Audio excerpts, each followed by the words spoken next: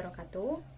Perkenalkan, nama saya Novita Sari dengan NIM 1914200178 dari kelas Perbankan Syariah E semester 3. Di sini saya akan memaparkan sedikit materi mengenai pengertian dan juga sejarah dari BMT atau Baitul Mal wa Tamwil. Silahkan disimak dan dilihat videonya berikut ini. Baitul Mal wa Tamwil atau bisa disingkat dengan BMT, yaitu merupakan lembaga keuangan mikro yang bersifat syariah. Peran umum dari BMT sendiri yaitu melakukan pembinaan dan pendanaan berdasarkan sistem syariah, di mana peran ini menegaskan arti penting dari prinsip-prinsip syariah di dalam kehidupan ekonomi masyarakat. Baitul Mal wa Tamwil sendiri terdiri dari dua istilah. Yang pertama, Baitul Mal, dan yang kedua Baitul Tamwil. Baitul Mal merupakan usaha-usaha yang pengumpulan dan penyaluran dananya bersifat non-profit, seperti infak, sedekah, dan zakat. Sedangkan Baitul Tamwil yaitu usaha-usaha yang pengumpulan dan penyaluran dananya bersifat komersial. Secara kelembagaan, BMT didukung dan didampingi oleh Pusat Inkubasi Bisnis Usaha Kecil atau bisa disingkat dengan Pinbook. Pinbook memiliki peranan penting, yakni menetaskan usaha-usaha kecil. Walaupun dalam prakteknya, Pinbook menetaskan BMT dan selanjutnya BMT yang menetaskan usaha-usaha kecil tersebut. Sebagai lembaga keuangan syariah yang terjun langsung ke dalam masyarakat kecil, yang serba cukup, yakni ilmu pengetahuan ataupun materi, maka BMT mempunyai peranan penting dalam mengemban misi keislaman di dalam masyarakat ekonomi. Berbicara mengenai sejarah BMT, singkatnya seperti ini. Setelah berdirinya BMI atau Bank Muamalat Indonesia, maka muncullah peluang-peluang lain untuk mendirikan bank yang berprinsip syariah.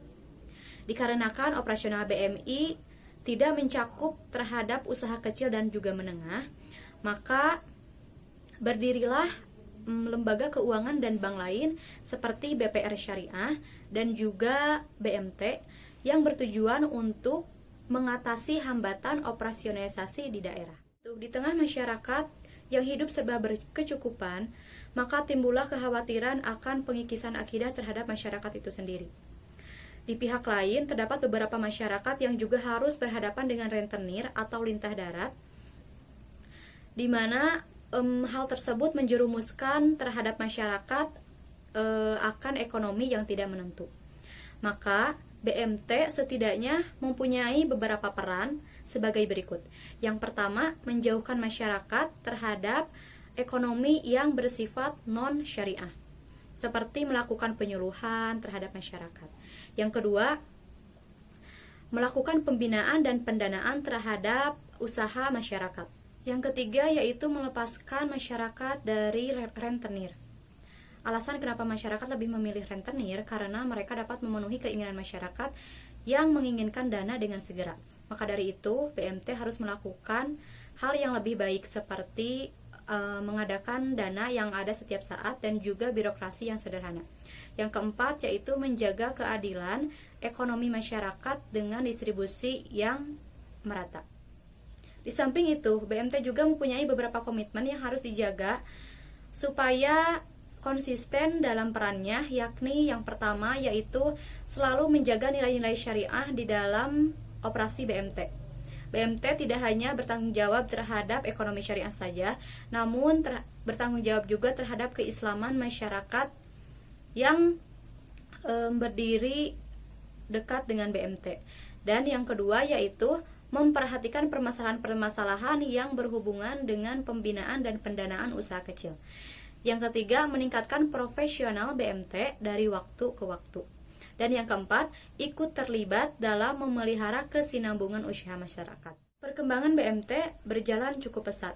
Pada akhir tahun 2001, Pinbook mencatat terdapat 2.938 BMT yang terdaftar dan terdapat 1.828 BMT yang melaporkan kegiatannya. Akan saya lampirkan datanya sebagai berikut. Mungkin cukup sekian saja yang dapat saya paparkan dalam pembahasan kali ini. Kurang lebihnya, banyak kurangnya mohon dimaafkan. Saya Novita Sari undur diri. Wabillahi taufiq wal hidayah. Wassalamualaikum warahmatullahi wabarakatuh.